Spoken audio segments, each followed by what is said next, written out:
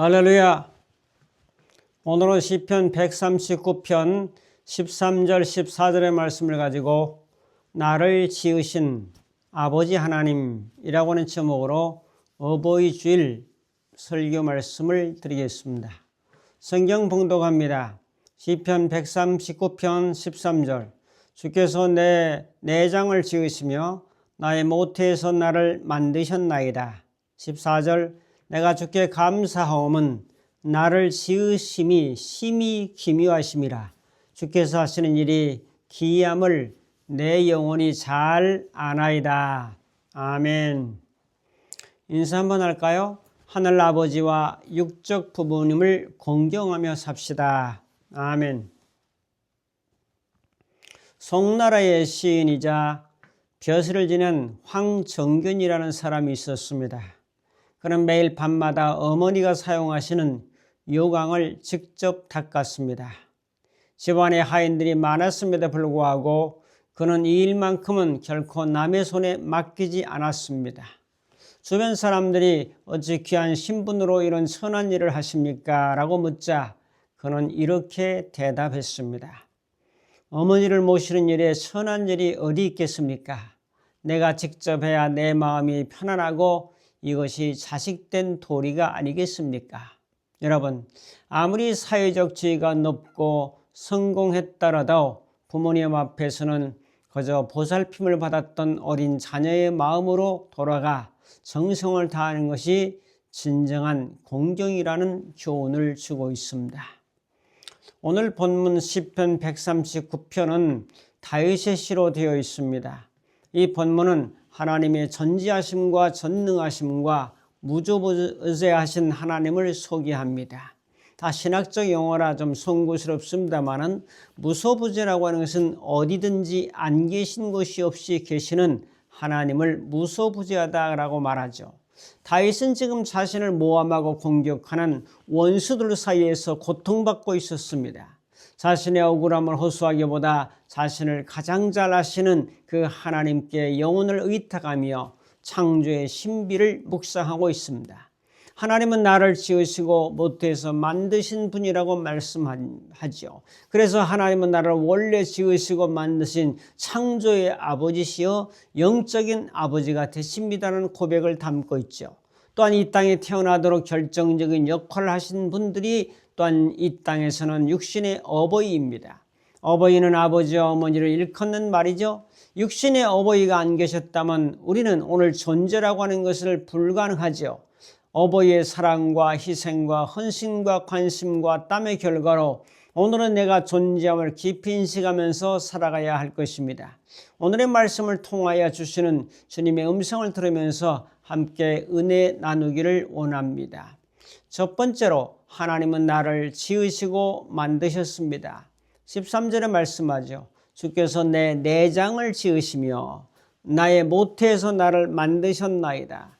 어머니가 만들었다고 말하는 것이 아니라 하나님이 나를 모태에서 어머니 뱃속에서 어머니를 빌려서 하나님이 나를 만드셨다라고 말씀하죠.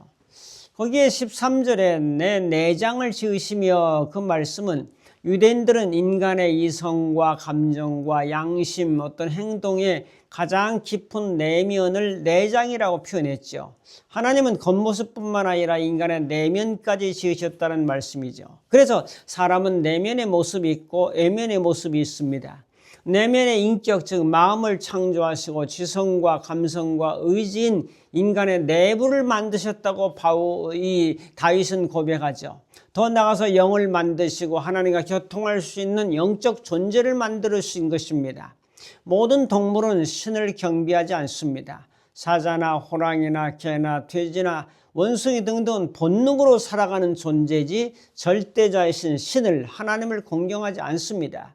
내가 태어나며 존재하는 것은 우연이나 실수가 아니지요. 하나님의 계획이었다고 다윗은 고백합니다. 이것을 존재의 긍정이라고 말할 수 있죠. 자, 이런 것들을 보면서 내가 하나님을 알기도 전에 심지어 내가 몸을 입고 태어나기도 전에 나를 아시고 이 땅에 살아가는 목적을 두시어서 우리를 만드셨죠. 사람의 살아가는 목적이 무엇입니까? 사람은 그냥 살아가는 것이 아니죠. 죽지 않으니까 그냥 살아가는 존재가 아니죠. 매일매일의 삶에서는 목표가 있습니다. 그 다음에 목표 위에는 목적이 있죠. 목표와 목적을 가지고 살아가는 것입니다. 목표를 통해서 목적을 달성하며 살아가는 존재로 하나님께서는 만드셨습니다. 소요리문답 1문에도 보면 사람이 제일 되는 목적이 무엇이뇨? 우리가 잘 아는 대로 하나님을 영화롭게 하며 그를 영원토록 즐거워하는 것이니이다 라고 고백하죠. 시편 기자는 오늘 본문에서 주께서 내장을 지으신 사실을 강조하죠. 내가 존재하고 살아가는 것은 하나님의 손길이 먼저 개입하고 있음을 분명히 밝히고 있는 말씀이죠. 그러므로 인간은 아버지 하나님을 먼저 공경하는 마음으로 살아가야 될 줄로 믿습니다. 영적인 아버지를 보면서 육신의 어버이를 보아야 하고 육신의 어버이를 보면서 더 위대하시고 높으신 영적인 아버지를 보아야 합니다. 영적인 아버지를 공경해야 하며 육신의 어버이도 공경하는 것이 하늘의 질서요 이 땅의 질서이죠. 인간은 어느 곳에 가든지 재단을 쌓지 않습니까? 아무리 원시라도 남미 잉카 제국 사람이라도 그 산 꼭대기에서 또한 아프리카 식인종이었던 사람들도 항상 재래의식 신을 섬기는 재단을 쌓고 자기들의 신을 섬겼습니다. 이것이 신과 연결된 영적 존재라는 사실을 알 수가 있습니다. 인간은 신과 연결된 존재입니다. 이걸 부정하게 되면 근원을 모르게 되는 거죠. 오늘 말씀에도 하나님이 내 내장을 만드셨다라고 말씀하지 않습니까? 하나님과 연결된 존재. 그래서 혼자서 부모에 의해서만 태어나다가 살다가 가는 존재가 아니라는 거죠. 그러므로 나를 지으시고 만드신 분이 하나님이라는 사실을 잊지 말고 그 아버지를 잘 공경하며 감사한 마음으로 살아야 될 줄로 믿습니다. 작은 두 번째로 모태에서 나를 만드셨나이다 라고 고백합니다. 오늘 본문에서 어머니가 등장하고 있어요. 모태가 등장하는 것은 모태는 어머니의 태안, 어머니의 그 배안이 아니겠습니까? 내가 태어난 것이 어머니의 태 안에서 만들어진 존재죠. 아버지는 씨앗을 주었지만 어머니는 태 안에서 나를 이제 10개월 동안 280일 동안 만들어 갔던 그런 분 아니겠습니까? 그래서 자녀들은 아버지보다는 어머니에 대하여 더 깊은 생각을 가지고 있습니다. 어머니의 잉태, 입덧, 하루하루의 그 생명으로 키워서 280일을 길러서 만들어서 이 땅에 출생하게 하신 분이 어머니라는 사실이죠. 어머니만 생각하면 눈물 흘리는 사람도 있습니다. 어머니를 그리워하는 사람도 있습니다. 어머니를 부르며 고생하신 안타까운 마음으로 표현하는 사람들도 있습니다. 그래서 여기 만드셨다, 모태에서 나를 만드셨다고 했는데 만드셨다고 하는 것은 수를 놓다 하는 의미가 있습니다. 수 놓다고 하는 것은 시질과 날주로 엮어 올린다는 뜻이죠. 한 인간, 나라고 하는 존재는 하나님 앞에서 짜여진 존재입니다. 이제 시인은, 이 다윗은 인간이 내가 무작위로 존재하는 것이 아니란 거죠. 한 올 한 올 이제 시질과 날줄, 세로줄과 가로줄을 우주적인 디자인의 손길에서 정교하게 짜여진 걸작품인 것을 말씀하고 있죠. 태아에 혈관도 있고 신경도 있고 뼈도 있고 오장육부도 있고 세포 하나하나까지 정교하게 정성스럽게 수를 놓은 한 올 한 올의 정교한 작품이죠. 하나님은 어머니 배 속에서 이제 우리를 만들어준 것이라는 걸 알려주고 있어요. 자, 놀랍지 않습니까? 어머니는 당신에게 생명을 준 것입니다. 그래서 자녀들은 어머니를 그리며 부르며 그렇게 살고 있지 않습니까? 자녀들은 어머니에게 더 잘해드려야 합니다. 저도 아버지지만은 어머니에게 더 잘해줘야 한다 하는 것을 깨닫게 됩니다. 자, 그런 부분들을 보면서 제가 아버지지만 아버지는 밭에 씨만 뿌려놓았지 결합하고 가꾸고 키우고 먹이고 입히고 씻기고 매일 밥하고 젖 먹이고 하는 모든 일들은 어머니가 하지 않았습니까? 시집가서도 반찬 갖다 주고 김치 담가주고 국 끓여주고 하는 것들이 전부 어머니의 희생입니다. 시인 다윗은 이것을 인정해서 모태에서 나를 만들었다라고 고백하고 있지 않습니까? 할렐루야.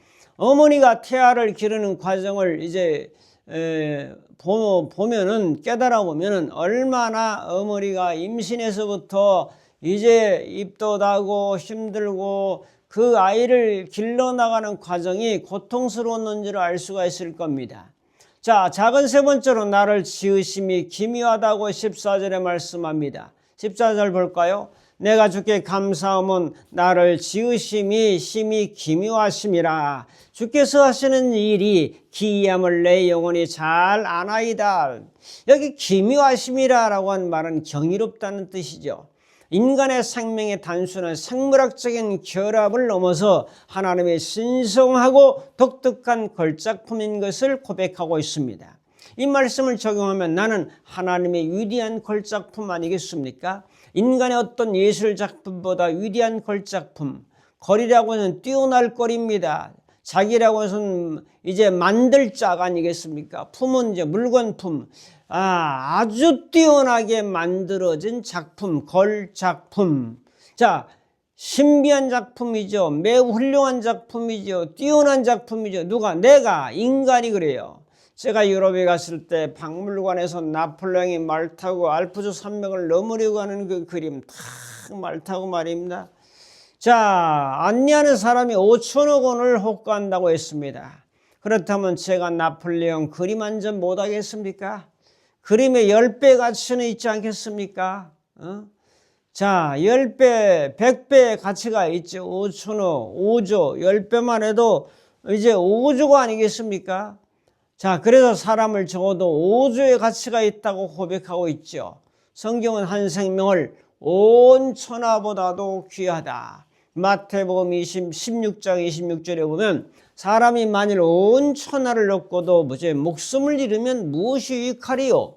무엇을 주고 제 목숨과 받겠느냐 하면서 천하보다도 귀한 것이 생명이라고 말씀하고 있습니다. 그래서 나를 볼 때 하나님께 감사하고 부모님께 감사해야죠. 내가 혼자 태어나서 혼자 존재하고 혼자 살아가다가 혼자 죽는 게 아니고 하나님의 개입과 간섭과 만드심과 우리 부모님의 그 희생과 노고와 수고가 있다는 사실을 우리는 깊이 깨달아보면서 하늘 아버지를 잘 공경하고 이 땅의 부모님도 잘 공경하며 믿음으로 승리하며 살아가야 될 줄로 믿습니다. 자, 큰 두 번째로 부모의 밑거름으로 자녀는 꽃을 피웠습니다. 에베소 6장 2절로 넘어가면은 에베소 6장 2절에 내 아버지와 어머니를 공경하라. 이것은 약속 있는 첫 계명이니 이로 말미암아 내가 잘되고 땅에서 장수하리라. 이 땅에서 잘되고 장수하려고 얼마나 애를 씁니까? 얼마나 좋은 걸 먹고 보약을 먹고 이제 여러 가지 식품들을 먹고 오메가3를 먹고 비타민을 먹고 등등 장수하고 건강하기 위해서 또 잘되기 위해서 얼마나 많은 공부를 하고 얼마나 많은 노력을 하고 기울입니까, 여러분? 그러나 그런 것도 필요하겠지만은 하나님의 계명적 측면에서 아버지와 어머니를 공경하라. 이것이 첫 계명이라. 무슨 첫 계명이에요? 10계명 중에서 인간을 향한 첫 계명. 인간을 향해서 윤리와 도덕, 도적질하지 말라, 살인하지 말라, 간음하지 말라, 거짓말하지 말라, 탐내지 말라. 모든 것 중에서 첫 번째가 그것이 내 부모를 공경하라는 말씀이죠. 자, 부모의 걸음이 없었다면 자녀라는 나무는 자랄 수가 없습니다. 자녀가 이렇게 커서 꽃을 피우고 열매를 맺으시는 것은 부모의 은덕 아닙니까? 은혜를 모르는 사람은 짐승 같다는 말이 있습니다. 부모는 자녀들을 위해서 당신들은 썩어지면서 자녀라는 아름다운 꽃을 피우기 위해서 헌신하고 땀 흘린 분들입니다. 자, 작은 첫째로 생명의 시작은 어버이로부터 오지 않았습니까? 우리가 이 땅에 존재한다는 사실 자체가 이미 놀라운 기적입니다. 시편 기자는 고백하죠. 주께서 내 내장을 지으시며 나의 모태에서 나를 이제 만드셨나이다. 이 만드셨다는 표정은 정전 수공의 작업이라고 말씀했는데 우리로 하면은 DNA 유전인자죠. 눈동자 색깔, 손가락, 지문, 목소리, 걸음걸이, 성격의 기질까지 이 모든 것은 부모로부터 물려받은 유전의 산물입니다. 하나님은 부모를 통해서 생명의 씨앗을 전달했죠. 지금 우리가 이 자리에 숨쉬고 존재하는 것은 그 자체가 이미 어버이의 생물학적인 희생의 결과임을 잊지 말아야 될 것이죠. 자, 두 번째로 어버이의 사랑은 조건 없는 헌신의 시작입니다. 태아가 모태에서 자라는 10개월 동안 어머니는 자신의 영양과 힘을 나눠줍니다. 아버지는 잠 못 이루시는 밤과 무거운 책임을 짊어집니다. 이 모든 것은 보이지 않는 사랑의 증거입니다. 사도 바울은 말했습니다. 사랑은 오래 참고 온유하며 자랑하지 아니하고 교만하지 아니한다고 고린도전서 13장 4절에 말씀하죠. 바로 이런 사랑을 우리 어버이께서 우리 자녀들에게 보여준 거죠. 우리가 잘못해도 껴안아 주시고 우리가 실패해도 일으켜 세워주셨습니다. 그것이 조건 없는 아가페적 사랑 아니겠습니까? 자, 세 번째로 어버이의 희생은 자신을 내어주셨습니다. 누구보다 먼저 잠자리에 들지 못하시고 누구보다 일찍 일어나 밥을 차리시던 어머니, 비바람 속에서도 가족을 위해 뛰어다니시던 아버지, 예수님은 말씀하셨습니다. 누구든지 나를 따라오려거든 자기를 부인하고 자기 십자가를 지고 나를 따를 것이니라. 우리 어버이는 바로 자녀를 위한 십자가를 기쁘게 지신 분들이 아닙니까? 자신의 꿈을 접으시고 자신의 시간과 건강과 재물을 아끼지 않았죠. 그 희생 없이는 오늘은 내가 존재할 수 없는 것 아니겠습니까? 자, 네 번째로 어버이 때문에 나는 존재합니다. 사랑하는 성도 여러분, 우리가 이 자리에 앉아 숨쉬고 생각하고 예배해야 하고 살아갈 수 있는 것 자체가 어버이들의 희생의 결과임을 고백합니다. 내가 존재하는 이유는 어버이들의 희생의 결과라는 사실. 자녀가 성장해서 독립했다고 해서 그 빛이 사라지지 않습니다. 우리의 숨결 하나하나, 우리의 성공과 실패, 우리의 기쁨과 슬픔, 모든 경험의 밑바닥에는 어버이들의 기도와 눈물과 땀과 희생이 있습니다. 자녀들은 부모로부터 빚진 자입니다. 자녀는 부모를 공경하는 것은 바로 빚을 갚아 나가는 겁니다. 보온의 정신, 보온은 은혜를 보답한다는 말이 아니겠습니까? 그런 마음으로 살아가는 것이 바로 은혜를 갚아 나가는 것입니다. 결단 및 적용합니다. 에베소서는 말합니다. 내 아버지와 어머니를 공경하라. 이것은 약속 있는 첫 계명이라고 말씀하죠. 이 말씀은 단순한 권면이 아니라 우리의 장수와 형통을 약속하는 하나님의 명령입니다. 어버이들의 단순히 카네이션을 갈아 달아드리는 것을 넘어 오늘 삶 자체 그분의 희생에 응답하십니다. 효도하는 자녀가 되고 감사하는 마음으로 살며 하나님 앞에서 바르게 사는 모습으로 그분들의 기도가 헛되지 않게 합시다. 공경한다는 말은 기쁘게 한다는 말이죠. 사랑의 교통을 하고 필요한 것들을 공급하며 부모와 자식은 천륜이요 사랑과 공동체를 아름답게 이루어가는 가정 천국을 이루면서 살아가는 우리 모든 가정들이 다 되기를 축복합니다. 위로는 하나님을 공경하고 땅에서는 부모님을 잘 공경해서 약속하신 말씀이 성취되는 놀라운 은혜가 우리 가정 심령 속에 나타나기를 주님의 이름으로 축복합니다. 감사합니다. 사랑의 아버지 하나님, 우리에게 생명을 주시고 내장을 만드시고 또 모태에서 우리를 지으신 그 하나님, 위로는 영적 하나님을 잘 공경하고 아래로 땅으로는 어버이들을 잘 공경하는 아름다운 부모와 자식의 관계가 아름답게 예쁘게 설정되는 우리 모든 가정들 다 될 수 있도록 우리 주님께서 함께 하옵소서. 예수님의 이름으로 기도하옵나이다. 아멘. 축도합니다. 이제는 우리 주 예수 그리스도의 무한하신 은혜와 하나님 아버지의 극진하신 사랑하심과 성령님의 감화 감동 인도 충만 교통하심이 이루는 영적 아버지를 잘 공경하고 땅으로 아래로는 어버이들을 잘 공경하며 믿음의 행복한 가정으로 살기를 결단하는 모든 심령들 머리머리 위에 저들의 가정과 섬기는 교회와 이 민족과 전 세계 위에 이제부터 영원토록 함께 있을지어다. 아멘.